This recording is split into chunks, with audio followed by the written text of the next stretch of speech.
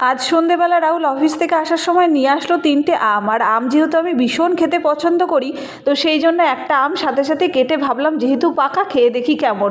কিন্তু খেয়ে যা বুঝলাম সে এত বীভৎস টক, আর আমি টক জিনিস একদম খেতে পারি না। তো যাই হোক, তারপর রাত্রেবেলা দুজনের জন্যই বানিয়েছিলাম আলুর পরোটা, কারণ রাহুল আজ আলুর পরোটা খেতে চেয়েছিল। তো আলুর পরোটাটা আমরা বানিয়েছি আর খেয়েছি কিন্তু আমরা টক দই দিয়ে।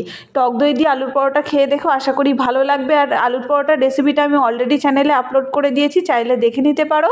তো খেয়ে দিয়ে শুয়ে পড়েছিলাম। পরের দিন সকালবেলা উঠে দেখি যে বারান্দায় এত পরিমাণ ধুলো জমেছে। তো ভাবলাম রাহুল বেরিয়ে যাওয়ার আগে এটা পরিষ্কার করে দিই।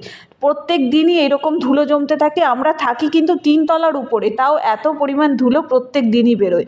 তো এটা ঝাঁট দিয়ে রাহুলের জন্য টিফিনটা ঠান্ডা করে নিলাম। তারপর ও বেরিয়ে গেল অফিসে, আর বেরোনোর সময় আমাকে একটু দুধ কিনে দিয়ে গেল, কারণ আজ ভেবেছি একটু মিষ্টি দই বানাবো। দইটা বানাতে পারলাম কিনা সেটা দেখার জন্য